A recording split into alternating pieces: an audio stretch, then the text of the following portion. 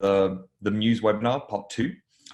So thank you all for joining us today. We've got a really amazing panel, and today we really wanted to talk about the road to recovery, and especially have a US focus, because I feel that in terms of the actual impact, we've seen it all over the world.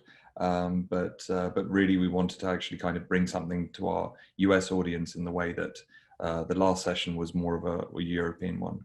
So hello, I'm Richard Volta. I'm the founder of Mews Systems, and I'd like to welcome you all to turning into this this special webinar that we've created for you. The idea of today is that it's all, it's definitely been a very strange journey for everyone, and we're still kind of trying to grapple with what we actually have in front of us and what we are facing. This is a problem like no other that we've seen in the industry, and we can see that there's a lot of different companies trying to help with ideas around what to do around COVID-19 and the crisis that it's foisted upon us. And I think with the amount of items that have been shared on social media, and all of the different emails that we're getting from all different kind of companies, it's difficult to actually kind of find a way through and to see through the noise to what's truly useful.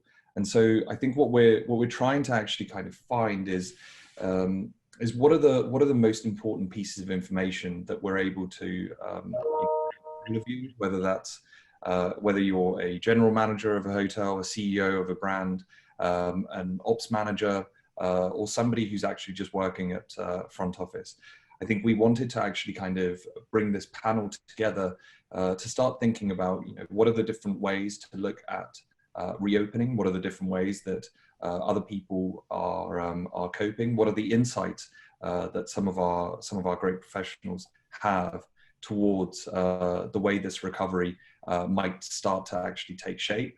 And I'm so delighted to have this panel of experts with us today. So they'll all have a chance to actually share with you their particular insight. But it's anything from marketing to branding, to the way that you revenue manage, to the way that you actually kind of position yourself coming out of this, and also a real look at how do the operations look and how might they actually kind of change. But I think first we wanted to start off with a bit of a data story from Angelica of OTA Insight. Really go through that, the idea of basically the numbers that we've kind of seen, and of course, as with last time, we invite all of you to post all of your questions in Slido. So that's either slido.com or slido.do or sly.do. We'll be moderating the questions. The hashtag to use there is right in the top right-hand corner of #OneHospitality. So please post all of your questions there, and all of our panelists, after having introduced themselves and having talked about what they're going to kind of go through, that's when they'll actually be able to answer all of the questions. So we really wanted to actually make sure that we get to as many of the questions as we particularly can. So with all that, I'm going to pass off the mic to Angelica to actually kind of giving us some of the updates on the current scenario, to actually give us more of a view of what's going on. Thank you, Richard. Just to check that you can hear me okay as well. Yes, perfect. All right. So thank you for having me back here to present about the forward-looking data for the next 90 days that we always monitor at this point in time. I'm just making sure that I can click the slides. Yes, I can. Wonderful. So here's your 10-minute update on the forward-looking data in terms of both the hotel supply and how hotels react in terms of pricing. So when we look at supply, we're going to look through how much of the market is open right now and going forward, and when are these reopenings planned for? And then we will go into what is this pricing reaction actually across 9 markets in 3 different regions. I know we're more America focused today, but really what's different is last time we came together, everything was so fresh and new. I think Richard just mentioned it. We were in a bit of a different place almost, and we just started looking at this information. We had just started putting this on LinkedIn as well. This time, we now have seen some trends emerge and some patterns. So that's where I would like to put the focus as well and show you those trends and patterns over time. And then if you wanted access to this free resource, you can go to our website. It's very easy to find it, just under resources and data insights there. So let's go right in and look at hotel supply. If you've not seen this before, we have looked at samples of just over 100 hotels per market. And we take a snapshot each week, 90 days into the future, where we shop the brand.com for a 1-night length of stay. And then if a hotel returns a rate, we count that hotel as open for that day. If the hotel returns as sold out, we count it as closed. What that does is it gives us the following view. So here I'm showing you the evolution of Singapore over time. I actually want you to look at the 30th of March first, only because, so Singapore here is hovering right around the 70% open mark at the snapshot of the 30th of March. In terms of everyone else in the Asia Pacific region that we were monitoring, they were also thinking this will go up slightly going forward, we're in a good position.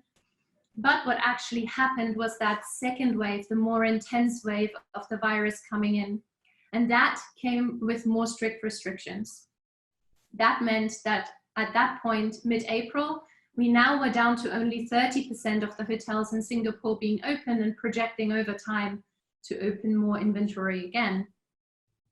What it means right now is actually, again, a different picture.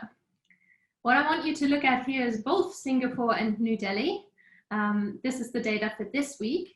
And both those countries, states have put out very clear messaging around we will reopen Singapore on the 1st of June. And guess what? We're going up by 40–50 percentage points just from one day to the next in terms of how hotels are opening.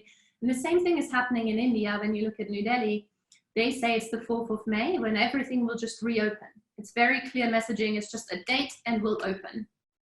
So that stands in stark contrast when we look over at EMEA.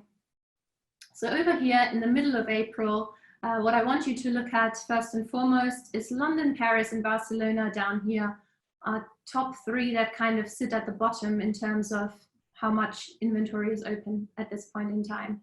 They're right around the 10% mark here. And in the middle of April, London was still taking a much more conservative approach over time, 90 days into the future. Paris and Barcelona, however, we're thinking we can recover a little bit more quickly, whether that's down to feeder markets or what their local news were projecting at the time, of course depends. But what we're seeing now is this week, they've certainly come closer together again with the London line.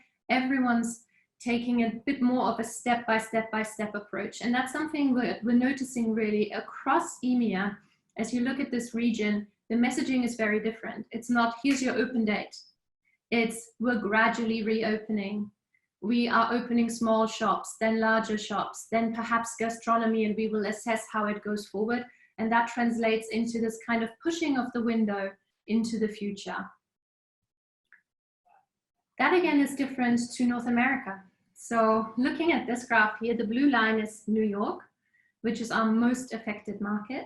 And right above that is San Francisco. Our both most affected markets in North America sit at the, sit at the 20 to 40% open level at this point in time. Think back to what you saw for the bottom performers in EMEA, which was 5 to 10% open. That's very different. And then again, as you look forward into the future, you actually have this positivity around the 4th of July here in San Diego, in DC, and in New Orleans. So the fact that we see this dip here means there's either length of stay restrictions still in place because the hotels think they can capture that demand, or they're genuinely still sold out, and that's why they're returning as sold out. So with all of that in mind, what we've noticed is that the messaging is really key. Some markets where they have these clear restrictions and lift them clearly, that will result in hotels opening in a more sharp way or a larger increase within a day or two as well. And then there's some markets that just push this window further out and further out and further out and keep adjusting. It's important that you know where you are, that you monitor where you are, so you can make the decision that's right for you in terms of reopening. When we then look at the rate adjustments that are happening in these markets, we've taken the same sample. These are all the same cities, all the same methodology behind it. What you will see on the graph is different now. There will be a blue line, which is based on the hotels that changed their price. Obviously, we have to compare that to something. So we compare it to 7 days before. Have you changed your price to 7 days before? And in red, you will see the average price change for that day. So again, to the right-hand side, 90 days out into the future. I'm taking you over into Asia Pacific here again first, only because you can be in a compressed market where only 30% of hotels are open, and you can be adjusting some rates up in the short term and be making relatively small adjustments at this point in time. You can also be in a market that's 80% open right now and making some short-term adjustments upwards. And that's not just a handful of hotels, that's 20–30% of the market making changes. But equally, the fact that 80% of your market is open doesn't just indicate, okay, everything is fine again now.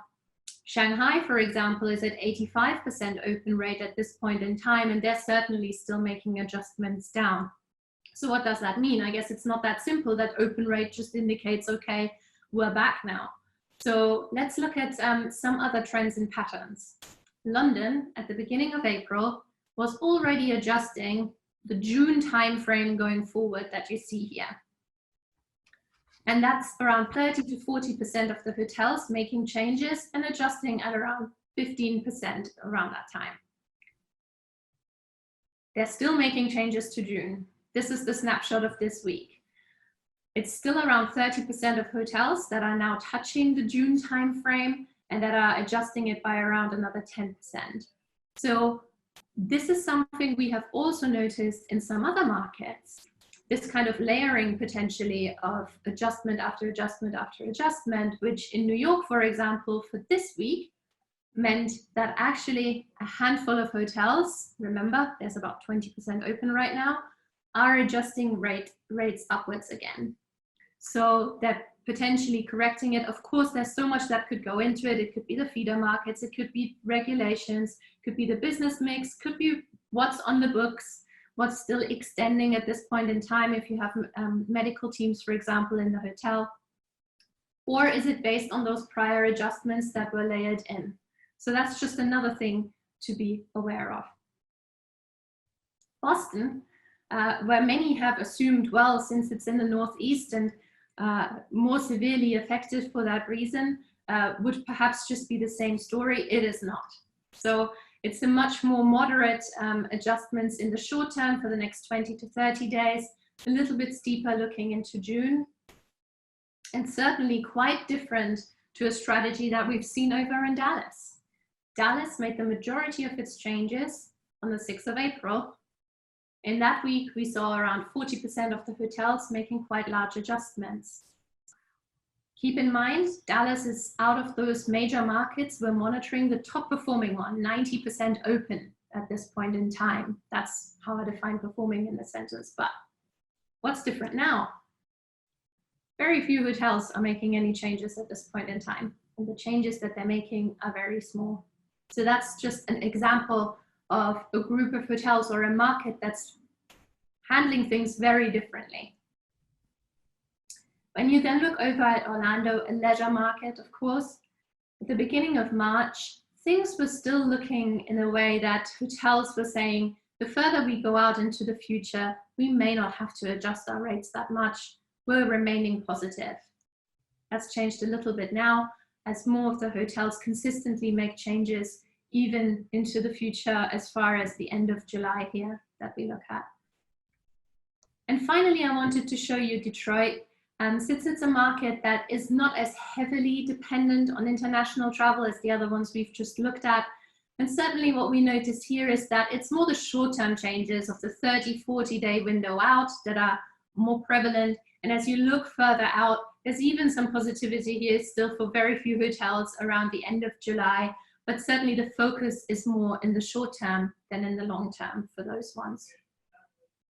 What that leaves us with is that yes, if you have a very low supply of hotels in your market, that can be a factor that in the short term impacts your rates in a more positive way if you are open, if you can ask for that increase. But also be aware some markets just tend to be layering on adjustments week over week over week on the same time frame, and then find themselves having to correct again. So again, know and monitor where you are, know those differences, spot the patterns. Certainly, if you look after hotels in a number of different markets, you're gonna have to be aware of a number of these different dynamics. And that's all the insights that I have for today, but I will be around for questions on Slido as well. So I'll be waiting until then. Thank you so much. I think that was a great introduction to the next part.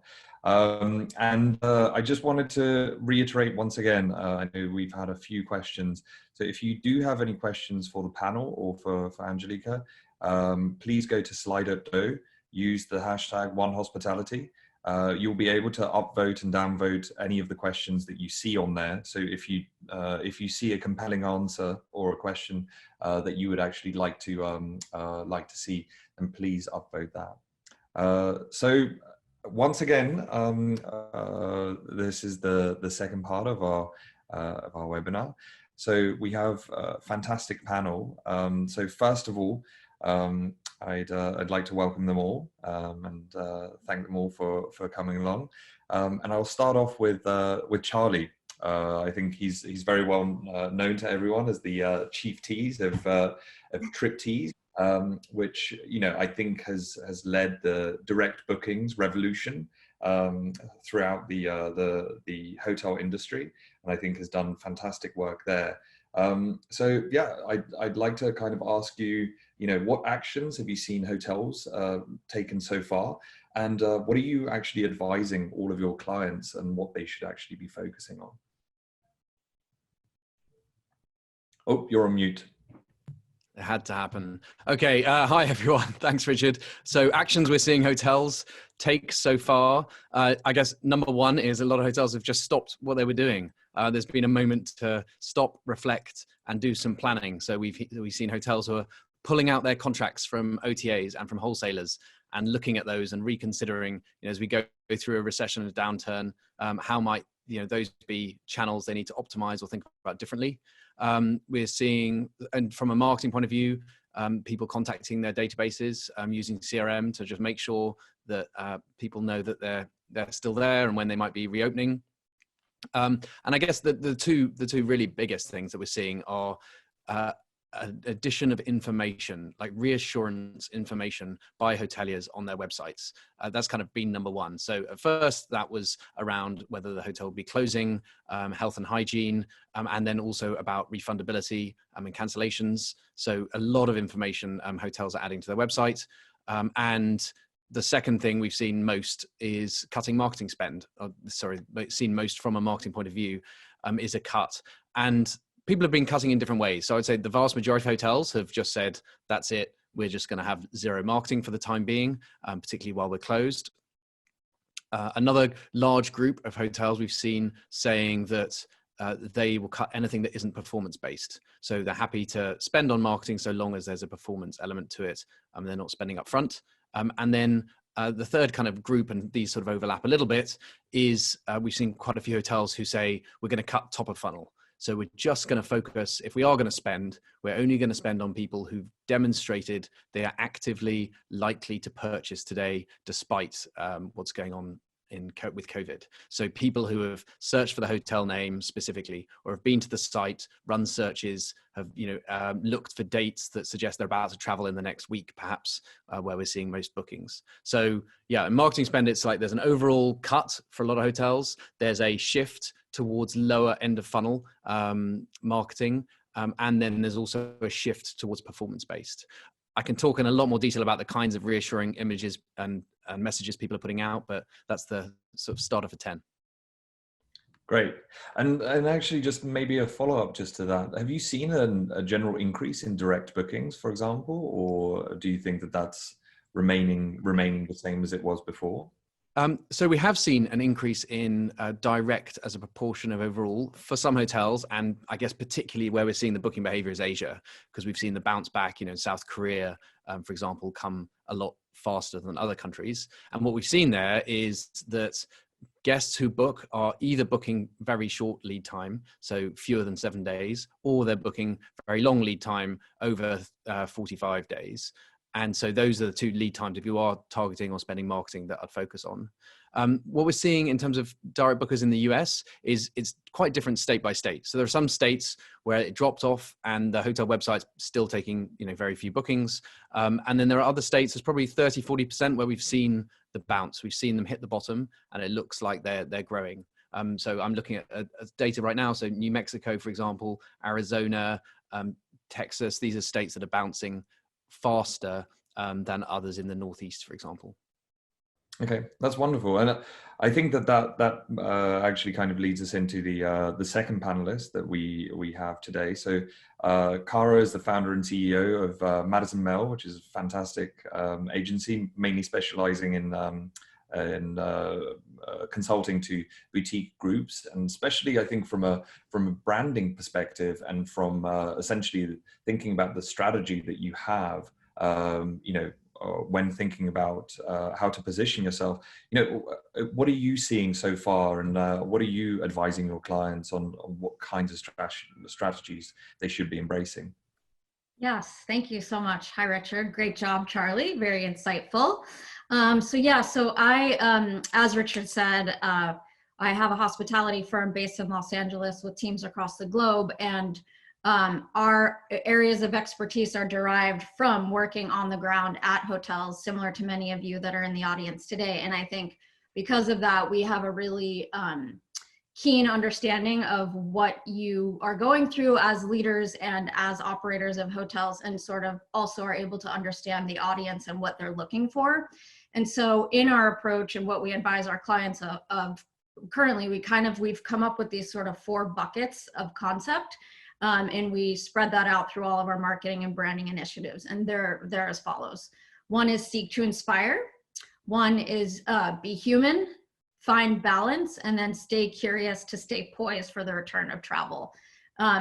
Obviously, we're in the midst of this crazy pandemic and it's affecting everyone globally.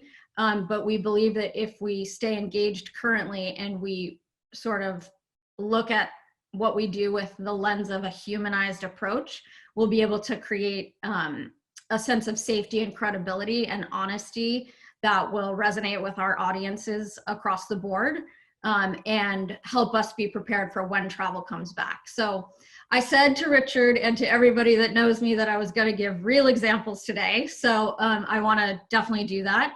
A few things that we've noticed and that we're also recommending right now before we actually get to opening, because depending on the market and like the data that's been discussed already, we're not quite sure when that's going to be. Some of us will open soon, some of us might open later, and so right now we need to stay engaged. And so some examples of that are creating customized virtual tours of your property's best features, putting it on YouTube, going live on Instagram.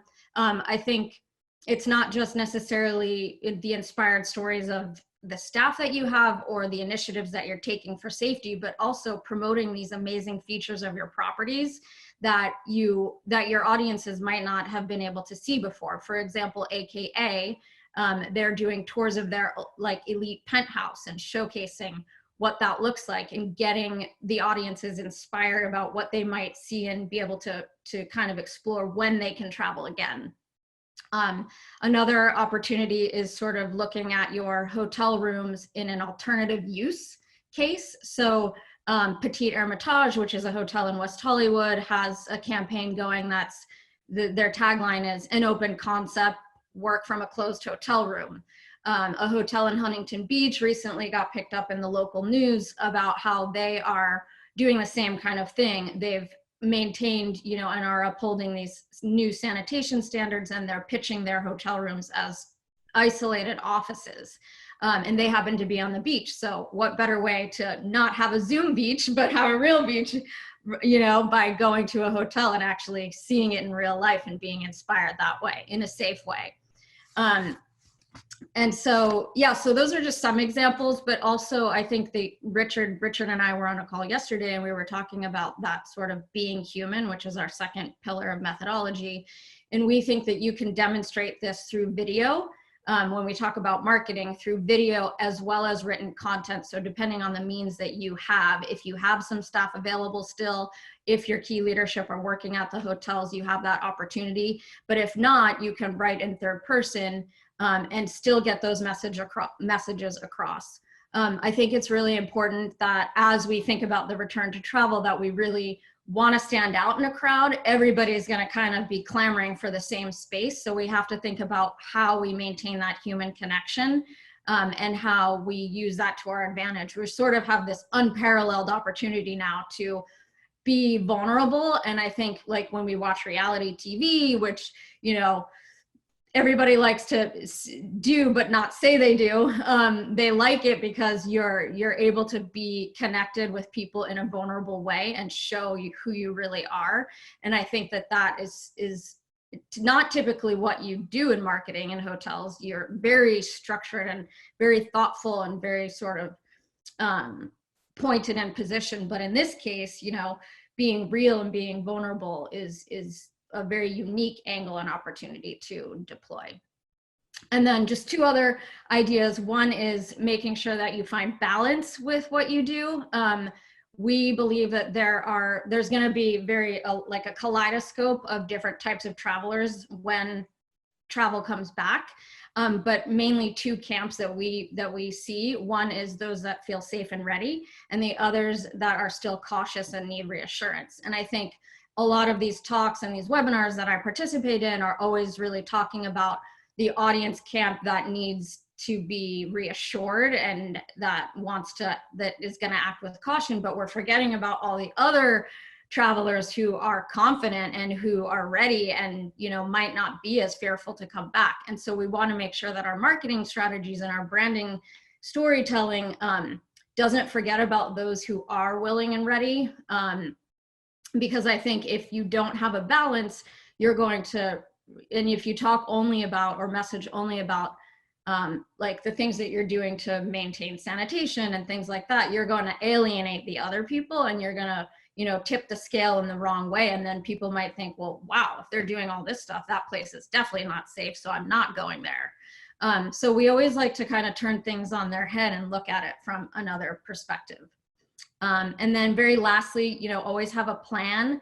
It's really dynamic, what's happening around us. And so you want to stay poised for the future. And the way that we do that is to continue self-education and take this time to use resources like Mews and other webinars to kind of stay connected and stay on top of what's happening so you're ready. That's fantastic. Thank you for that. So maybe just, have you seen any channels that work better than others? Is it YouTube versus Instagram or Medium or? Yeah, so I think you want to use the channels where you have the most sort of, where you have the most access. So it's very case specific to your property and your brand. If you have a ton of followers and really high engagement on social media, then we recommend you start there. You want to kind of consider the lowest hanging fruit first. But then if you are, in a property that has resources and you can do a more professional, really inspired digital story with drone photography and really get inspiration through your destination, and you can put that on YouTube, or even on your website, then that's really a great opportunity for you. Okay, that's fantastic. Thank you so much for that. Of So moving on to Klaus, who I'm sure everyone knows as the chief evangelist of Ideas Software, a fantastic revenue management solution. And I think, you know, I've definitely known Klaus to be a stalwart of the industry, and I think you have an incredibly wide view of what's happening. But it'll be wonderful to actually kind of understand, you know, what you've been seeing and what you've been advising your clients, you know, and what typical actions you've actually seen some of those hotels or groups actually kind of take, you know, and where you actually see that those types of strategies are maybe actually taking hold as well. Yeah, thanks for that, Richard, and thanks for everyone. Thanks for the 334 participants at the moment.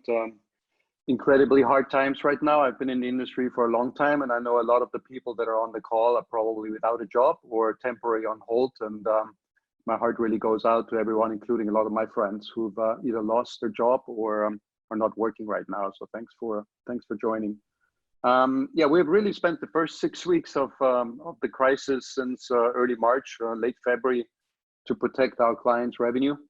And that has taken different forms. We're about 12,000 hotels around the world. And since we are a decision system for a lot of these hotels, making pricing automatically or putting pricing automatically in all the distribution systems, it was really important to get in there very quickly and make sure that the system does what it's supposed to do. So we've had individual conversations with a lot of our corporate accounts and corporate clients. We've held a number of webinars for our clients to tell them how to properly adjust their system and configure the system so it doesn't get too confused by the special event that's happening, so to speak, around the world. You know, setting rooms out of order or setting hotels out of order, putting pricing or pricing decisions on hold at the hotel level. We've also opened up our foundational revenue management courses for free for the industry. So anyone who is on the call is free to go on our website and get certified in revenue management, while many people unfortunately have the time. And we've also done a lot of protective work for the future. You know, it's important. Just this morning, I spent a couple or an hour with some of our scientists, and we were looking at future data for hotels, and we could see that some hotels, although they are closed, still have special events configured in their system for the future. There's still group blocks sitting in hotel systems that might not have been canceled or might not have been moved. There's still existing bookings in hotels' property management systems that the hotel hasn't had a chance to cancel yet or move to future dates. So there's still a lot of cleanup to do to make sure that the pricing and the decision when demand comes back is as clean and as appropriate as possible. We are seeing some green shoots. You know, right now across our 12,000 hotels, we have about 30% that have more than 50% out of order. And across the world that spreads. In China, just general indication, because they're ahead of the curve of everyone else, we have a lot of hotels reaching, a lot of markets reaching 50-60% occupancy already. Some of the resort markets reaching up to 70 and 80% occupancy, including Sanya and a couple others. Average occupancy in China right now is 30%, as many people know. But that really depends on the location. So we're seeing some very encouraging signs from China. I just saw this morning, Hong Kong and South Korea, no cases for the last few days. New Zealand is reopening earlier this week. Australia had 4 cases for the whole country. So I think we're going to see a whole wave of countries starting to relax some of the restrictions. And that means travel will restart in some of those locations, slowly, but then accelerating.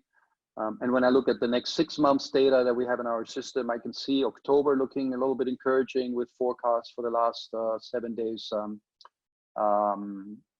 moving up. So our system is forecasting higher occupancy, higher demand as 7 days ago. And November, December looking encouraging, not positive yet, but October is the first month that looks positive, where our system is actually suggesting overall demand, global demand is going to increase. So that's kind of the snapshot from our side.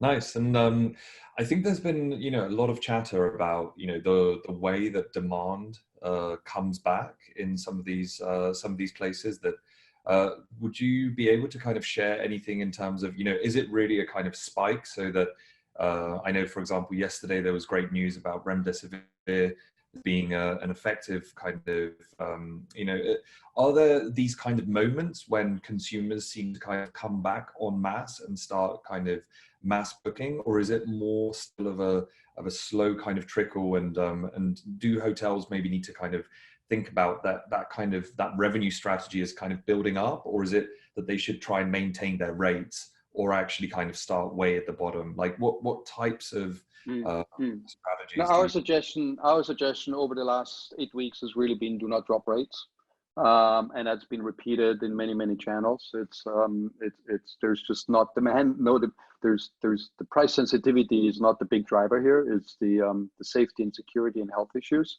Obviously, there is opportunities to stimulate demand, as Cara already said, and Charlie, and that is through special promotions, very targeted towards specific audiences, markets, channels. We talk a lot about the drive market in some areas. In overall, we don't see a big spike in areas. We see trickling coming through. That depends on lockdown measures. It depends on government regulations. It depends on the safety and security and that people feel that they have when they go somewhere. So we don't see large spikes, but what we're seeing in China is some of the resort destinations, and China has next week has a big week-long holiday, May holiday. We have seen some encouraging signs from that market. Amazing. Thank you so much for that. And I think, again, that provides a great introduction to our next panelist. So James Lemon, the founder of The Growth Works. Well, let's hope that growth works again. He's formerly a hotelier with IHG. And I think it's really great to have someone of your experience and on this panel. But what are you hoping to kind of, so rather than maybe seeing growth, it's mainly about those kind of strategies for reopening. And again, what are you seeing that some of your clients have actually kind of taken as strategies that you think are working, and what are you advising them to build upon for that reopening phase that we're all thinking about, I think, in this moment? Yeah, perfect. Thanks, Richard, and thanks for having us. I think there's been some great thoughts so far. So I'll try and compliment. Yeah, I mean, I've spent just over a decade in travel as a kind of hotelier with IHG, but also in the kind of service department, short stay rental business. I was a COO, so kind of know the ins and outs of ops challenges, and also on the travel tech side, so kind of corporate travel port, some of those kind of businesses. Yeah, I mean, look, for about the last 18 months, the GrowthWorks has been a kind of dedicated hospitality consultancy, trying to bridge the gap between strategy, commercial operations, and partnership innovation. So we work with big clients like IHG who bring us in usually to do kind of partnership approaches, like how should we plug the talent of the proven solutions in the tech industry into our strategy, into our models, and ultimately into our hotels. Obviously, we're now trying to use those same skills to think, well, how can we support our clients like IHG, but also smaller regional chains, right down to very small kind of national units, to actually help with recovery plans, because it's going to be, I think, that same kind of experience and resource and that'll get us out of this. So won't dive into kind of marketing and revenues. It feels like that's been done, but I just wanted to comment a little bit, I suppose, on leadership and approach of what we're seeing. And bluntly, I'm seeing two types of leadership right now. There's very much the I'll think about it later leadership, which is that right now we're in a crisis and I don't care about anything else. It'll come, but I'm just not ready to talk about recovery. But I expect the kind of people that are on this call fall into the second camp, which is actually, the recovery starts now. It's going to be tough. So we may as well start putting what building blocks we can in place to make sure we get out of it. I mean, obviously not to make light of it, the most important thing we're seeing across all our clients is to make sure that the business is protected. So I spoke to an MD this morning who just talked about his business being on ice, as a vacation destination until the UK government says, yeah, hotels can reopen, people can leave their homes, not a lot he can do. But there's really 4 elements to that protection. One is just team. Is your team safe? Are they used to working from home? Have they got the support they need? Are there some kind of learning and development ideas in place? Klaus mentioned their free training. We're seeing loads of great free L&D stuff out there. Your communication with them, absolutely essential, sharing what you know and to an extent what you don't know. Second priority, obviously finance, seeing a lot of just kind of pushing back on payments, making sure that you've modeled, if this is a sustained downturn, can you see it through? No one wants to see people's businesses disappear. Thirdly is partners. We're seeing a lot of people, as Charlie says, part of it's revisiting your relationships and your terms, but actually a lot of it is just quite openly talking to them about the situation you're in, and obviously, protecting any cash flows and not letting any money out the door. But one thing we really encourage is don't burn any bridges. Leave that door open that your partners can form a part of your recovery plan as well. We've certainly seen a couple of clients who, probably led by procurement, have gone really hard on suppliers, which just means it's going to be really tough in terms of goodwill and capacity as and when they want to kind of dig themselves out of it, and including everything from cleaning companies and tech companies and distributors as well. And then the last priority, of course, on the protect theme is got to be your guests. So hopefully most of the cancellation policy stuff has been done. Have a look at whether that worked. We're seeing people going, actually, I really didn't handle it that well, but we've still got lots of forward bookings, as Angelique was showing us in the data. So if you're going to go through a second wave of cancellations, what went well? What do you leave behind? Again, a lot more people are moving to gift vouchers and delayed trips rather than a blanket knee-jerk cancellation, which potentially we saw in the first kind of wave. So the clients we think are going to come back strongest, I think the only way we can describe it, and I think it's probably pretty common now, is I think people are doing kind of years worth of strategy work, years worth of work in just a few days, in just a few weeks. And all I can say is, as much as it doesn't kill us, can we have that same energy and can we have that same innovation on the way up? Right, because we all move mountains to change business models, blow up ways of working, get everyone safe, and react to our consumers in a way we've never done before. What could we harness about that to get that kind of energy kind of on the way up? So we've noticed just 3 really simple things in clients that we're seeing building recovery plans now, and I guess I'll just kind of quickly share those. One is being flexible. We're not an industry that's known for creativity or agility, if we're honest. We've talked about doing tech for 20 years and we don't really, but keep that flexibility in place. Have some monitoring in place, your own data, external data, like the stuff we were seeing earlier. What can you learn and read about from markets coming back online, like China, but or kind of parts of Europe now? What are hotels trying? What's worked? What's failed? Also look at other sectors. There's great blogs from the airline industry, the fast food industry, people trying to understand some of these new consumer trends. Well, what are people really going to care about? Will people take the middle seat? Won't they? Will restaurants have to have lower occupancy? Or and it'll kind of depend by segments. So within that flexibility, plan a couple of scenarios for yourself. We definitely talk about moving from plans and forecasts to scenarios. What are the big things you want doing in the next 3 months? What are all the considerations and ideas that you could approach, and what signs are you going to watch for as and when demand comes back?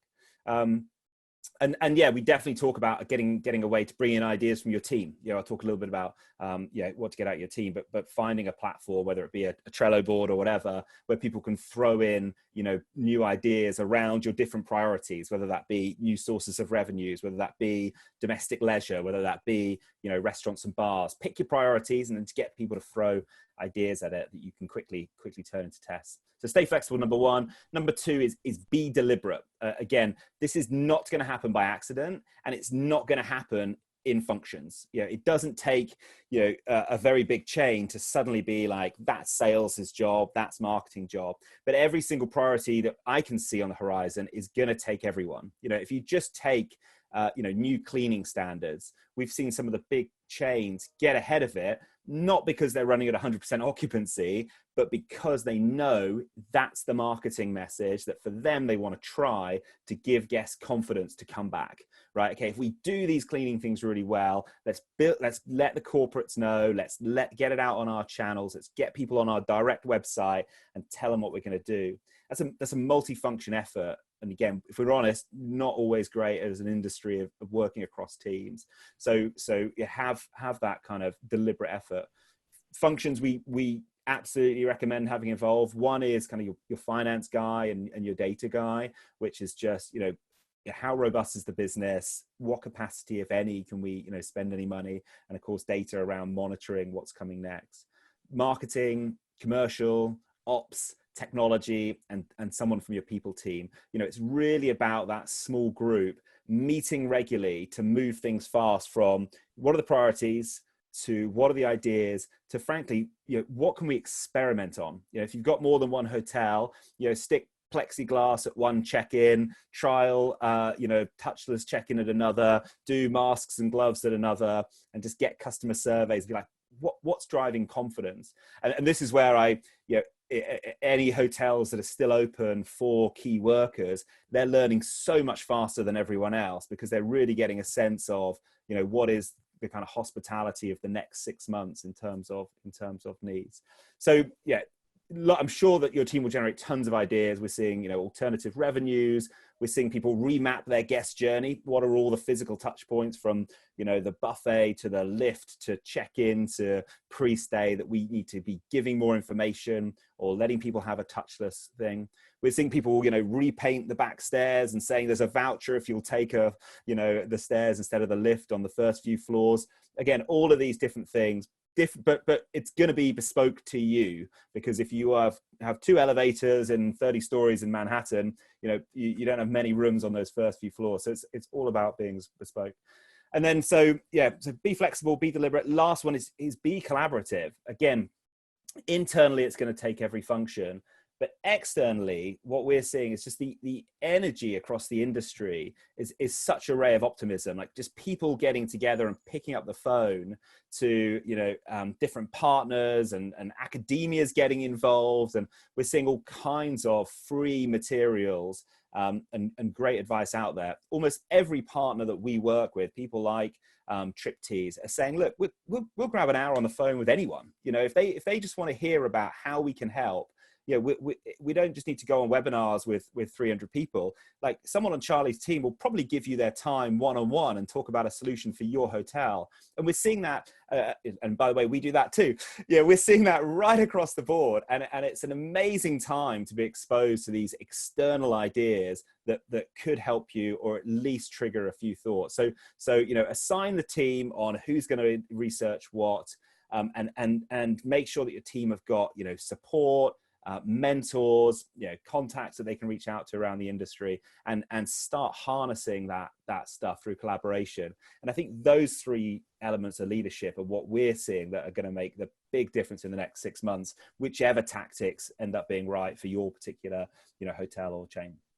That's fantastic. Thank you so much for that. And I think just maybe ask, because I think we're seeing a lot of people basically ask about, what are the types of hygiene standards that you can talk about?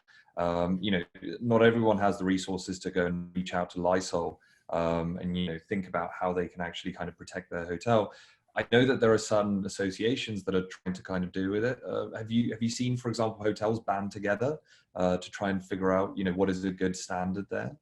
Yeah, look, we're definitely seeing. I mean, I for the most part, I'm working with chains who are part of some kind of association. We're definitely seeing groups like, on this side of the pond, people like UK Hospitality, in the States, AHLA. People are taking a big step forward, and there's a really important step that we have to own this as hoteliers, because if we don't own it, one of the OTAs will come out with something and say you just have to go with this. So I think it's really important we do get out in front of it. Again, without being uncommitted to it, it's kind of, we don't quite know, right? We're clean anyway, but we don't know what specific guest touch points are going to make a satisfactory, confident guest journey. And I imagine different types of travelers will be different as well. You know, you'll get people who are just getting on with business and you know, okay with a little bit of risk. You'll get people obviously who are kind of super hygienic. But I mean, we should obviously do the basics, which is you probably need a checklist, and you need to be getting up on your website. You know, feel free to, you know, borrow some of the best things that are already out there. And obviously a big push for, you know, hand sanitizers and wipes for your guests. But again, there'll be this mix. We are hotels, not hospitals. And I think there will be an element of personal responsibility as well. No matter what you say on your website, I imagine most people who are traveling are going to be bringing their own mask, gloves and wipes to wipe down the hotel room. So I think the hygiene things is one thing, but where your responsibility lies is that guest journey mapping. Where can you simplify and reduce the risk across your touch points? So we're seeing one chain that we're working with. They're not going to have any more phones in their rooms. They're just moving to a guest messaging app. One less thing to clean. That'll save time. Who's going to pick up a phone anyway? You know, it's an innovation that bridges, you know, the hygiene concerns with strategy they wanted to get onto anyway. If you can hit that fine line, then get it done now would be my recommendation. Can I quickly jump in on that question, Richard? Because one of the things we've done, because we've had exactly this question about hygiene and hoteliers wanting to tell that story in a way that isn't just a line of loads of text and bullet points. We've created a free video that hotels are welcome to download and put on their website, so long as you abide to the World Health Organization accommodation or hospitality guidelines. So they've got a set of WHO guidelines. We've turned into a video that says, we abide by these guidelines. Here are the things we're doing. And if you are doing those, then you can come onto triptease.com/reopen, download the video and use it. It doesn't mention us. It just says, you know, we, the hotel, are using these WHO guidelines. Amazing. Thanks so much for that. And I think that leads us to our final panelist. So I think it's important to understand it also from, you know, an operator's point of view. So Calvin Anderson is the Chief Commercial Officer at Domio. And I think it's an incredibly exciting brand that's coming up, you know, in the States, but also on the kind of worldwide scene. You know, combining, I guess, both vacation rental and hotels. So I think from your perspective, you know, what are the direct actions? I think some of the guys have talked about them, but what are the types of actions that you're trying to do, and how are you trying to actually kind of push to see how you can actually kind of manage through this this scenario and this process that we're actually seeing here? Hey, Richard, thank you. Yeah, I think that I guess, you know, I can tell you mine, and I tell you my advice probably for how I recommend anyone maybe handle this. But I think if you haven't before, you should really find out what the financials behind your business are right now. So for example, if you're in a place where you're kind of adopting a heavy don't drop rate attitude, which is kind of adorable and maybe a good idea or maybe not, if you feel that the hotel industry is an oil cartel, possibly. But what's really going to be key, right, is that you understand what the financial situation of your business is, right? So you should ask your finance team, ask your CEO or your GM, what's the position, right? Which is, how much runway do we have financially to keep running like this? What are the key, most important elements of our business, which is, can we pay our bills next month, right? And so that kind of gives a context. I would say there's a world of inaction that is only feasible if you don't need money, which I think is not most of anybody. I think people are in real dire situations right now. So what I recommend is that you really get on board and understand the full business, top and bottom line for your company, because that'll really help guide the decisions you make, which may be more aggressive or less aggressive than your prior self. So I recommend that. My guess is you're in a place of a moderate need. And so I think for me, I'm very looking at automation and efficiencies, which includes tech, of course, but really tech that I'm very critical of. So when I look at that tech, it's questions like, what does this actually do to make me money in the context of those likely short-term needs, right? Because if we're not around next year, then it's not a very valuable. So you're kind of crunching that funnel on your tech needs and looking for automations and efficiencies there. And then I would even look at your teams and your payroll and really decide who is a versatile player in this environment. I think there is not an appetite from a top line perspective to have a world where you have a head of revenue, head of sales, head of marketing, and head of distribution that probably have the similar structures down the funnel. And that is probably not the world's most efficient people structure. And so you need to be looking for people in your organization that can cross the lines as well. So that's what I recommend you start your effort behind. And then there's kind of easy stuff that's very important, like making sure your pipes are open and optimized, right? Which is, again, if you're not doing this, you're probably behind already, but hopefully most of you are, which is you're making sure every great photo you have is up there with the right pixels on every single channel, that your content is listed everywhere in a way that's relevant. I recommend in this context of a COVID environment to go shop yourself from the bottom up on every single channel and just kind of ask yourself, how am I positioned versus competitors? If I'm making that decision, does my copy make sense anymore? Should I be leading with something that's a little bit more human or a little bit more clean, cleaning forward? And you'll also get some great ideas of what other people are doing. Hilton's Lysol is a wonderful idea. I love that sticker on the door, which is just hilarious. I feel like I'm opening a box of cereal. I can't wait to stay at a Hampton Inn now. But I think that, what you really might want to do is find out how good is our cleaning process, and have we looked at CDC guidelines, and can we make a claim accurately that says we're doing a 100-point check and stuff like that. So kind of dig in. You may find some good, very practical ideas out there. I wouldn't over-index on that, because I think, I don't know. My personal opinion is that people are kind of in a little bit of a daze, and I don't think the whole world is living in terror of this disease, candidly. I think people that are going to travel are the ones that are less fearless. The ones that are terrified of that are not going to travel anyways, and you're probably not going to get their dollars in the next 90 days anyhow. So what you probably want to posture for are those people that are a little bit more the risk takers, and how do you get that attention? So clean is important, of course, but then I would not over-index on that being your full effort. I would take time to look at new channels. A great example would be Airbnb. A lot of players, they are a kingpin out there that's for the hotel industry that's kind of on the rise right now.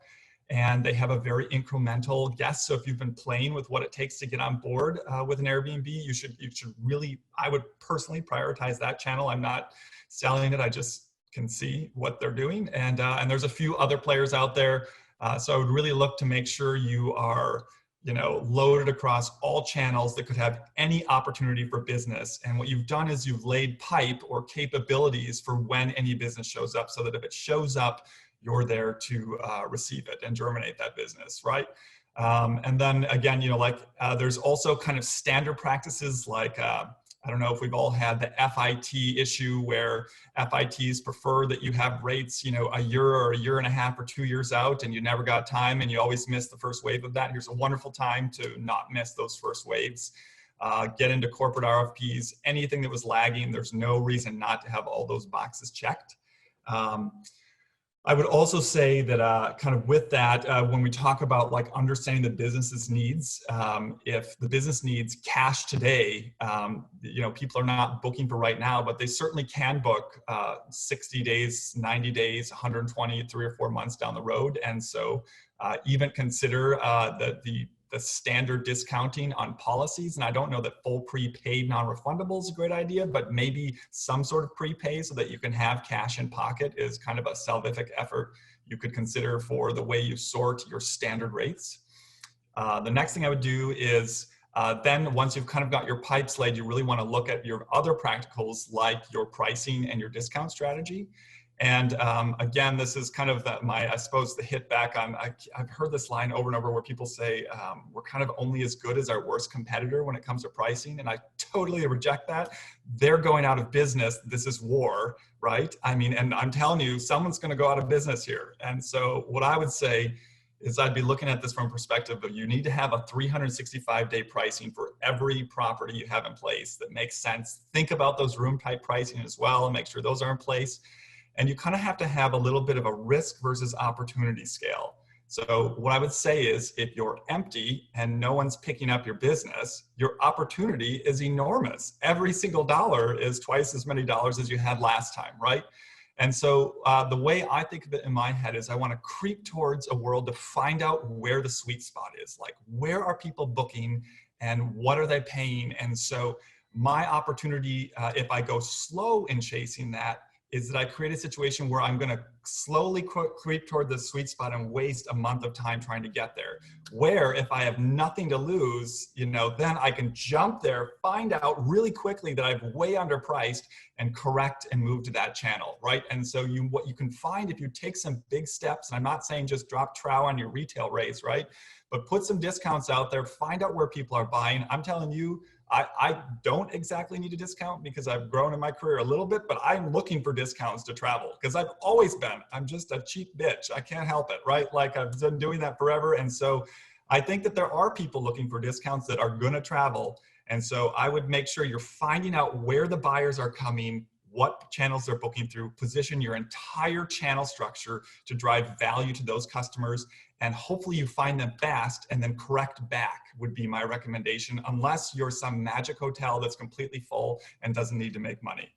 And then I guess I would go back to the other thing is, with that in place, you've got to make sure that your data is postured to really see the signals. And I don't think that that we're talking macro signals. In fact, I would argue one thing that frustrates me very much as a leader is when I get people saying, well, so-and-so saw this in China or Hong Kong. But like, as we know, what really happens is where data exists in its most material form in a way that helps you make revenue is at the individual reservation level, right? That's where it matters for you. And so you need to look at the bottom of the funnel for your data and understand who's booking where. And so if you don't have data visualization, you don't have the right tools, I am a huge fan right now of anything that's forward-looking, because that's where you're going to see the market data. TravelClicks Demand 360 does a good job. If you have Star or Calibri Labs, you're want to be looking at only the most recent weekly reports. Last year means nothing now, right? And so those data pieces are important, but more important probably are your individual reservation data. That's so key to see. You've got the OTA extranets, also gives some market data as well. So I'd be looking at that stuff. Posture yourself to catch and see the signals so that you're advancing only on those lines, because you may not be pursuing group for a while. That may not help your business right now. And then I would say, of course, there's also a lot of data dashboards in Google Analytics. Even if you're doing Facebook media and stuff like that, you can get a lot of what's going on there. So if you're in revenue, for example, you may want to step across the line into marketing. And if you're in marketing, you absolutely want to step back towards revenue. The same thing is true with sales. And then I guess I would say, make sure you look at any bandwidth of human power that's still left with you. One thing that we've done is we have whipped every operator who's waiting for people to show up at their guests into like a cold call lead gen LinkedIn sales navigator army. Like, just like call these 50 businesses and just tell me what they said or didn't say. And we are, in a position to what it's allowing us to do is find out in our local markets exactly who needs our product potentially and who we can sell to. And we're like striking at a 1 out of 40, but Domio's occupancies are actually not that low right now through a lot of sweat, blood, and tears of kind of cold calling. And so I'd say, if you've got operators looking for things to do and you're in a top line position, you should rally those troops and get them going. Amazing. I'd love to see the fight. I think that's fantastic to see. I think from just a follow-up, is there any kind of market change in strategy that you've had to kind of adopt? Like, have you gone more for corporates, for example, or are you kind of seeing that there's residual strength in individuals? Is there anything where you've kind of you looked at the data and seen like, okay, well, this is basically something, so let's shift our kind of strategy for this particular market here? Yeah, it is. I mean, unfortunately, I wish I could say there really are great trends of stuff moving. I mean, where we're really seeing the most effort is that in some cities, for example, there are local police departments that need to house people, where other cities it's hospitals. Some cities, hospitals don't have anything going on right now, which is interesting, right? And so in the short term, it is kind of a group block situation by need. And you may consider a strategy where you give away to some key players. We've actually had some of our largest successes by chasing people on social, which is someone in an area is tweeting and talking about the needs of their local kind of industry or vertical. And that's been some of our signals to who to chase, but it's been different through every city. So that's kind of been our bread and butter. And then what I would say, we are, I think, at the drive market leisure traveler or short flight traveler is what we're going to see in the short term, probably corporate followed, and then group will be probably a little bit of a long time coming, I'm afraid. Awesome. Just Richard, if I can add a couple things here. I love what Calvin is saying, and I know when Calvin and I are in the car together, we always have these conversations, right? Other than the cartel comment. But you know, I had a conversation with the there it is. Thank you. So I had a conversation with Sloan Dean, the CEO of Remington last week. We just posted the podcast this morning on our website, and he had this very, very interesting concept of day zero, and that's exactly what Calvin is saying. So if you assume that today is day zero, you're running a new business, forget about February 2020, forget about what has been, set up your business like it would be a new business, set it up like you want it to look, not as how it has looked. This is a new market, you have new competitors, you have new price sensitivity, you have new opportunities. Look at it like it's a new business. Every single hotel that he's going to reopen is going to reopen from scratch with a new budget and with a new forecast, with new segmentation and new groups of customers they can go after. So if you have that mindset, then you're not hampered and you're not burdened by what has been, because this is not what we're not going to go back to what has been. We're going to go back to something completely new, or we're going to embark on something that's completely new. Fantastic. And I think that's absolutely great insights by all of you. And I know that, for example, here at Mews, we've done exactly the same thing. So we're completely looking at it as if basically today is a new day and we're looking at a completely different market. So thank you so much for that. So let's move on to the questions. I know that everyone's been very happy. So if you haven't yet, go to slide.do or slido.com with One Hospitality, and I'm pretty sure we'll have a lot of questions there. So let's go to the first anonymous.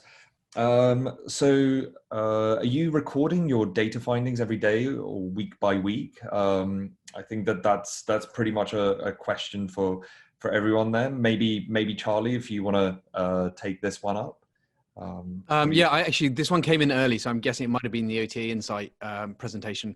I know that we're definitely looking day by day, because we're seeing markets that when they hit rock bottom, you actually see a change in like 2 or 3 days. And so we're making decisions to, bid on meta advertising and the like on a day by day basis. You've just got to be looking at that. Mm-hmm. And Angelica? On the OTA Insight data, then that's week by week. Great. Okay, so going to the next way, unless anyone actually wants to take that up, Calvin, I don't know how quickly you're kind of changing your mindset and changing your strategies, basically. All the data, all the time, live feed. Yeah. Nice. Okay, so on the last session, speakers talked about how people want to travel after isolation. No one mentioned the economy may take a fall so hard that the motivations and incentives will take no effect if there is no money. What are your thoughts? Again, that can basically be to everyone, but maybe James, what are you advising as to what the new normal is going to kind of look like there? Yeah, I mean, I think one thing we're absolutely saying is don't expect any quick bounce back, right? I think the two things that have already been said. One is that this is about rebuilding customer by customer and going after the segments that work. I think that's absolutely critical. And the other is that, frankly, and it probably is the economic impact. I think this is economic impact. Plus, frankly, we're all so used to new ways of working now that actually it wouldn't surprise me if business doesn't come back to those heady heights for several years, if ever, in the same segments, because I think people are just so much more comfortable that many trips can be done. But to give confidence, though, we're hearing a lot of people saying, actually, looking at America, people are desperate to get back to work. And for a lot of people, getting back to work is travel, and it is, you know, I need to be on the road again, whether that's driving or short flights, and I need to be with my customers, my suppliers, my manufacturers. So, you know, there will be business coming back. I think if you go with that really agile experimentation we were talking about before, you will be able to capture it. But absolutely, you know, it is not going to bounce back to the kind of demand you saw a few months ago, either levels or type, I think, frankly. So you need to go hunting. I think you need to kind of, it's going to be a hustle game of, you know, how quickly can you turn that data into ideas, into experiments, and then into reservations and business. So, you on that as well. I was just going to ask you. I was just going to say, one of the things that we've seen and I was recommending is also, because, you know, as you say, there's, you know, profitability in businesses has declined. And so how do you look at your hotel spaces and look at alternative use functions of them? And so the idea of the hotel room becoming an office, or I saw in the chat, I responded about Airbnb. It's not necessarily just about putting hotel rooms on Airbnb, but looking at day use experiences and things that do, that are appealing to, you know, a lower cost travel opportunity, and sort of navigating that and, you know, becoming a think tank for those type of situations. Yeah. And I guess Angelica and Klaus, from a data perspective, are you seeing anything in terms of what people should be expecting? I know it's very difficult to kind of try and forecast that for a market as large as the US, but are there any kind of general trends that you could pick up from the data? For us, it's definitely too early, because there's just so much uncertainty with lockdowns and government regulations, state regulations. Some markets have only opened about a week ago or tried to reopen a week ago. So it's very early. I don't know what Angelica has to add to that. Yeah. No, I think that's totally fine. What you just said. Yeah, it's certainly very early to make any assumptions around that. And from a shop data look into where hotels are reopening and when they are and what they're pricing for it. Yeah, it's a little bit too soon in most markets, right? So no predictions. Well, I can give you a prediction, but as one of our scientists said this morning, the uncertainty is going to be very, very high. Yeah. Yeah. Calvin, do you have a number for us? A number that got really specific on me. Cool. Sorry. No, I think that, I mean, it's to Klaus's point, right? Which is that you know, any forecasts ought to be based off of trends, right? And so I think that it's important to acknowledge what trends you have and what apply, even if they're short. And then to really be thoughtful about how you build a trend, which anyone can do this at a Klaus data SaaS, powerful, brilliant RMS style, all the way down to just your property forecast. And so what I recommend is just being very diligent about the things you put into your forecast trend so that you can go back and critique and pivot as you learn, which is, you know what, we assumed this, but that proved clearly not to be something, so you move somewhere else. So what I would say is it's going to be crappy and short right now, but if you're looking just what you can't do, don't finger in the wind it, right? Like take true trends that you have and then go back and critique the real data you actually have. And maybe actually, Charlie, on that one, do you think you can extrapolate some data from, for example, website visits or anything like that? Or do you think that there's any kind of correlation there that you could ever see? You mean in terms of which hotels will come back stronger, like different scales? I mean, certainly everyone's expectation is that the luxury end will be hit hardest. We've seen some of our luxury clients really spend a lot of time thinking about segments. So where are there segments of guests who perhaps they on their core customers, they're perhaps reticent to lower rates, but how can they tap into different segments who they could now get into the hotel, you know, at a much lower rate? And I think just going through it segment by segment. But yeah, certainly I definitely think that, and there's some other questions about which parts of the market will come back fastest or best. And I think you've got to assume it's a price conscious customer out there. So maybe to the next question. So how to approach the social distancing required in the future in a revenues and cost perspective. So maybe less rooms and beds and perhaps more costs associated. I think maybe Cara, this is a great one for you. What are you kind of advising your clients on? Should they be looking at that, or should they be trying to basically kind of, you know, present the hotel as it was before, or should they be putting in some types of social distancing features basically? Yeah, I think when we talk sort of about the guest experience and how we can market that and explain that to our guests, we most certainly need to look at our entire operation. And yes, it's definitely going to be more costly to operate in a sanitized zone than we're typically used to. So it's again about finding that balance, you know, looking at contactless check-in. What does that look like for your business? Like, can you afford to switch to that type of technology, or do you still have to use, you know, standard keys? And if so, what ways can you use can you kind of like roll up your sleeves and look at how you can message that in a way that makes people feel comfortable? In an ideal world, we can all get new technology platforms and change everything, but we know in reality that's not always possible. So yeah, I also think that dependent on the government regulations on what makes sense as you look at your P&Ls and your staffing models, you might need to put some rooms out of order, and instead of one in between, you know, it's two in between until you can start generating that revenue back so that you can then make it one between. So it's sort of finding that balancing point, not just in the marketing messaging, but also in the operation.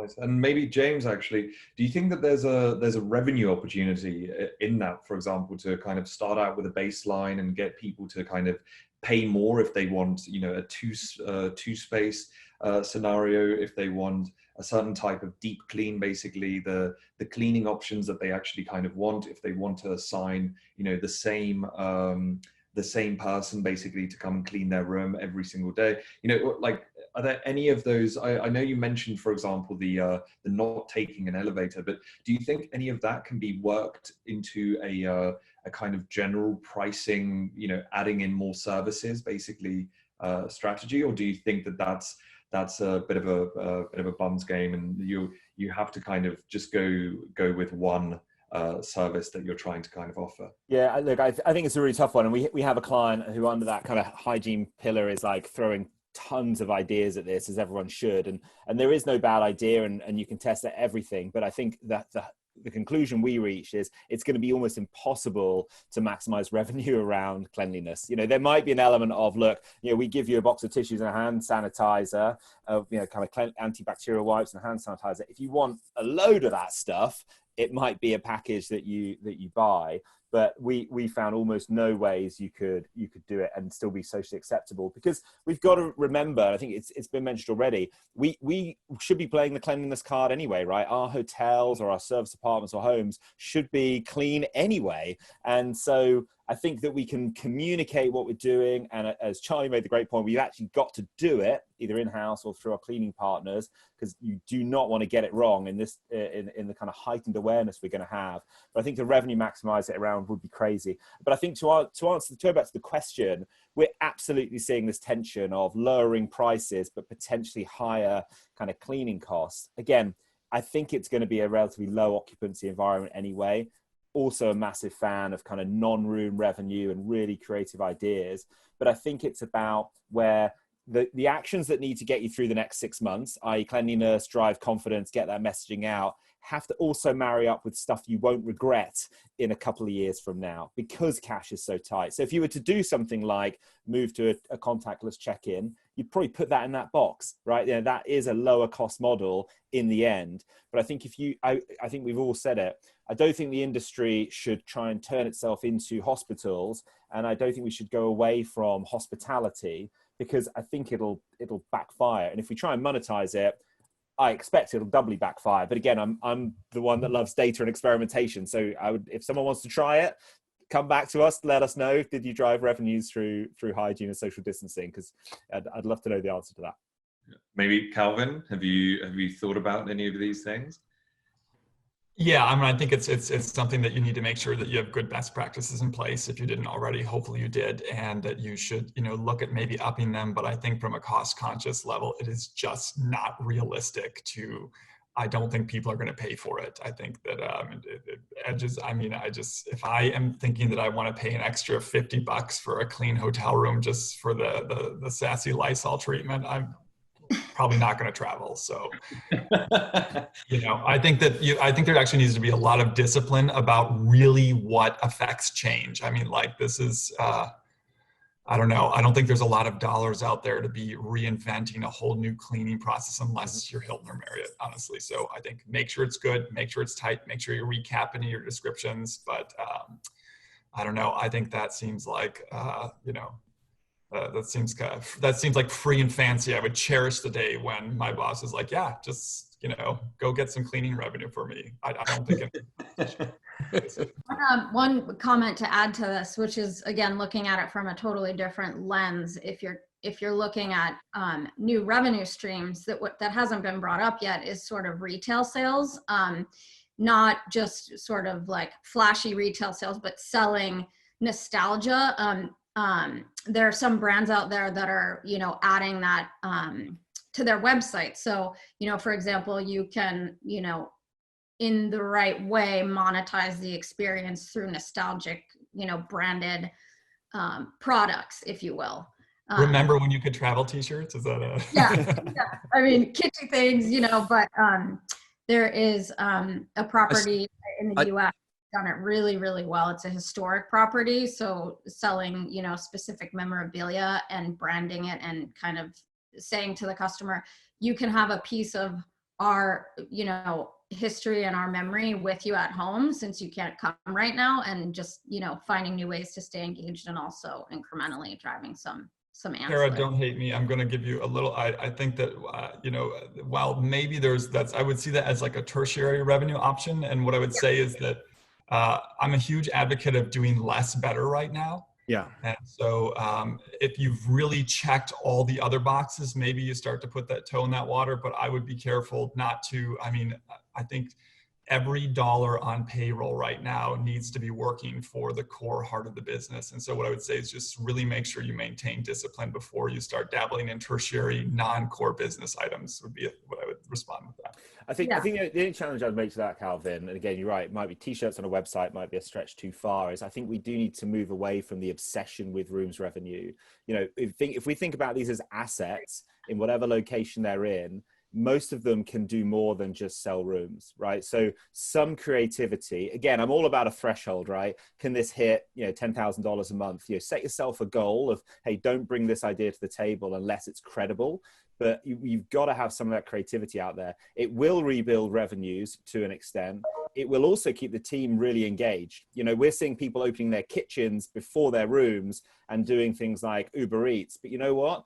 They're also able to support the community with meals when it's tough. They're also actually learning what it's like to operate a kitchen with social distancing and thinking about getting to work again. So I'm not saying it has to be, it has to be realistic, but let's not just obsess about rooms. If you're sitting on a property that could do more, obviously, if it's a service apartment, no lobby space, that might be different. But I think some creativity around restaurants, around meeting space, around upsell, I think there's a lot to go for beyond our traditional view of rooms revenue.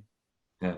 I think that that probably speaks to, this is a great time to revisit maybe some of the things that you should have been doing and the way that you should have actually been kind of marketing yourself for a long time, and actually revisiting the ways that you've maybe kind of put certain projects on the back burner, but now it's the time to actually kind of think about relaunching yourself as a full brand and as a full kind of offering, to bring in some of those things that, whether it's nostalgia, memorabilia, or whether it's actually a deeper kind of experience that you want to kind of show in a year and a half's time, when basically we have, some kind of vaccine or something like that. I don't know, guys, all that costs a lot of money and a lot of time. I mean, before you start launching that rocket, you better make sure that you are funded for that stuff. Sorry. Yeah, and I was just going to say, thanks, Calvin, to that point. I think it's also time to revisit how you're structured in the hotel, right? I would take a hard look at the organizational chart and see, you know, how should my team look in the future, right? We've talked for a while about the revenue management community or function becoming much more commercial. So is this the time to pull together revenue management and marketing and sales and distribution into something that is really commercially focused, which saves you cost in one respect and also creates that more creative approach that James was talking about? Really looking at all the tabs that you can turn on, and how do you make that effectively, and how can you optimize that across the entire organization? Yeah, I thought that was a fantastic point by Calvin actually earlier on, and I think that is, you know, the hotel industry as a whole has basically we've always been very, very specialized at one task, and I do think that, for example, modern technology does allow us to actually kind of embrace that way of you know, becoming more Swiss Army knives. So let's go to a question from Kevin. So team reopening ASAP or team postponing reopening to more certain days? How would you think about the way that you're doing it? And maybe again, Calvin, I'll jump to you. How are you thinking about this? Yeah, really good question, and something we've been definitely struggling with. So my head is in a place right now that you in a perfect world, if you're going to reopen, you want to have as much revenue on the books, and that's a tough situation, right? So one, you want to know what your bottom line cost is to reopen and what it's going to take to run each day. Obviously, there's city guidelines. Some cities like Miami are only still allowing like first use or emergency responder sort of travel or necessary travel. And so I guess what I would say, what my strategy has been is to, one, of course, understand what it costs us to reopen. Big difference if you're a union hotel versus not, and how skinny you can reopen physically or not. So understand those costs. I'm an advocate of choosing a middle day. Maybe, you know, if you're opening a month, pick the middle of the month, grab a weekend if that's going to be your probably core business of that leisure travel possibly in that market. Give it yourself 14 days and allow the reservations to pile in for that date rather than opening too soon and then having no revenue for a tiny bit of time. And this is terrible. Are you ready for this? What I would say is you can tell these people, if you decide, oh my God, we don't have enough on the books at all, this is terrible, you can basically say the hotel's not open and sort of justify not opening, which is not an uncomfortable last minute, but that's what I would do. So if you're going to open, target maybe a middle ground, and then hopefully you can pile on the room so that when you open, you've got 20 or 25% occupancy that's sustainable with a small curve up. If not, you might want to look to adjust a week or two later. And it's different than saying we need to relocate you. It's saying, you know what, the hotel's actually not open yet. And uncomfortable phone calls, but phone calls nonetheless that are semi-justified would be my recommendation. Klaus? Yeah. Oh. I might jump in on that too, if you're okay with it. So I actually really liked your point earlier, Calvin, on that. What we saw in the data, right, is that each market is kind of taking it differently when it comes to reopening. And certainly it's so important that you're aware of what everyone else is doing and what your comp set is doing. Key question is also, if this is day zero, like Klaus said, do you want to be ahead? Do you want to be the leader? Can you afford to wait longer? And what does certain mean, right? Certain days, does that mean days when demand has definitely come back, but it may already have dispersed across other sites and not just yours? So those are some of those questions, I think, that you can differentiate that. And I also really like what you said, Calvin, is about, you know, you don't need to necessarily just open up the whole hotel and all rooms. It's kind of, if this is day zero and your new business, well, what does it look like? And how do you want to go into the market again? And actually, maybe to Klaus, is that, are you seeing that kind of phased approach to maybe say, like, you know, with this 10%, we're going to experiment, and this, you know, 90%, 80% or whatever it is, we're going to only kind of, you know, go in once we basically kind of understand the greater kind of macro environment? Yeah, we see that today in our data, right? If I look at the number of hotels that have rooms out of order, as I said, 30% have more than 50% out of order, and it's about 10% that have 100% out of order. And that's across the world, right? So there is definitely a approach to taking wings or floors out of order and reopen in phases, depending on the demand and depending on the bookings from your different sources. We are having a lot of conversations about this subject right now with our clients. So when is the right time to open? And a lot of people are fearful that they don't want to be behind the curve, because there's a lot of conversations out there about the curve is coming quicker than we think. and nobody wants to lose out even whatever bit of revenue might be out there for grabs if they miss the opening by 2 weeks or 3 weeks. Yeah. So there's lots of conversations out there. You know, it's going to be a phased approach. Cash and cost and profit is all going to come into that. Not maybe profit, but just covering the cost. And it all depends on the individual situation of the hotel. Can they afford to open?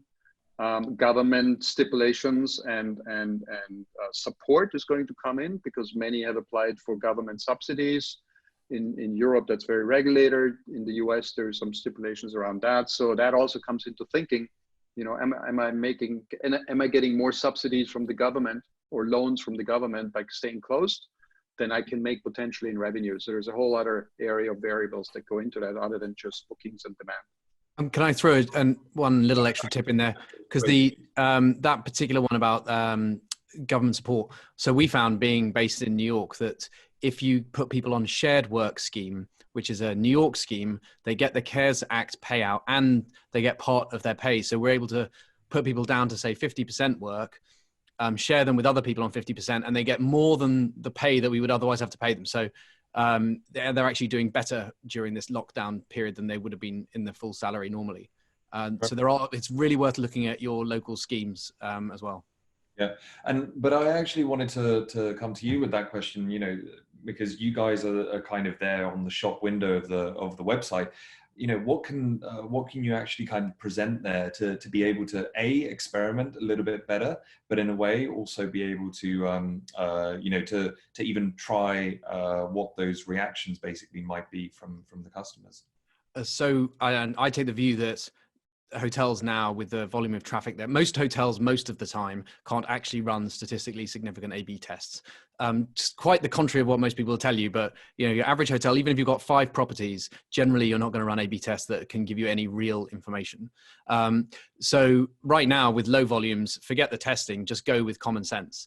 And my starting point would be, one, go and look at the Google Insights data they're putting out. Actually, at the moment, I've only found the Europe data, but you can extrapolate from that. So Google Travel Intent surveys, they're running every week.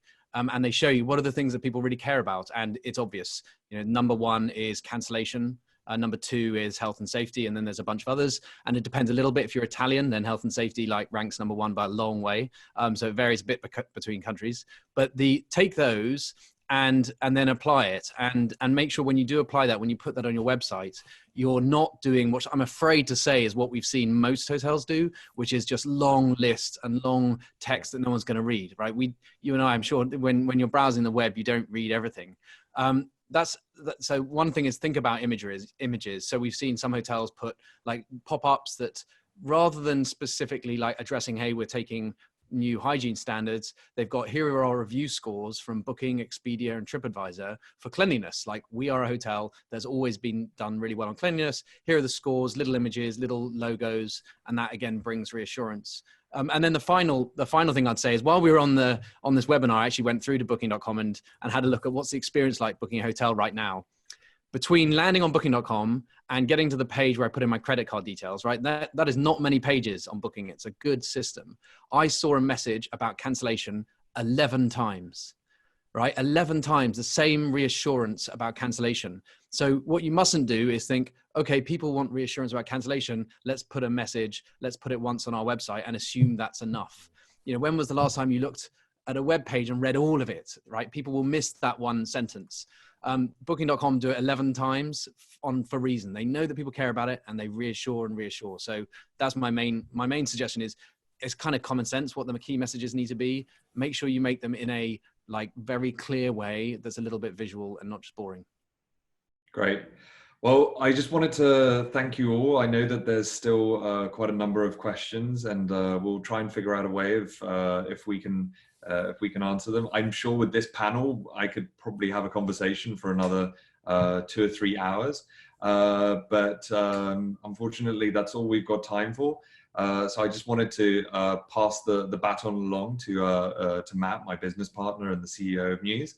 to maybe just close us off. But I just wanted to thank our amazing panelists for all their insights, and I hope all of you sitting at home or in your properties, that I hope you found it insightful. Thank you, Richard. And I've just been sitting here listening in the background and just like absorbing the information. It's been really, really great. Thank you so much for joining the panel today. It's quite a contrast to what we saw a few weeks ago when we hosted the first panel, where we were still like, right, we're shutting down, this is bad, we don't know what's going to happen, to the conversation really being about reopening is going to happen. What does that look like? And yes, we are in the middle of it, right? There's no end in sight of this whole crisis at this point, but we are talking about reopening. There are positive signs out there. There's no clarity, but we're working towards a positive ending. We as hoteliers, as humans, we are very resilient, but as hoteliers, we're even more resilient. We always find a way to make it through. And unfortunately, yes, there will be some victims of this crisis, but I know that hoteliers make it through these things because we are resilient as a bunch. So I loved the sharing. I've gone to most of the websites of the panel speakers here today during the call, just to see what they're doing to support with information tools. And just go to their website and you'll see like a COVID link somewhere on the website that directs them to articles that can help, to videos. And we do the same thing. If you go to mews.com, there's a direct link to our COVID page. So you can watch that first webinar if you want to see what we talked about there. And in 2 days, we'll probably post this webinar as well on the website. So there's a lot of resources available for those hoteliers who feel they need an extra hand to kind of get on the other side and work towards opening their hotels. With that, I'd love to thank you for your attention. You've been here for an hour and a half, which is intense. Thank you for participating that long and asking the questions. And we look forward to welcoming you to the next webinar that we'll be hosting soon.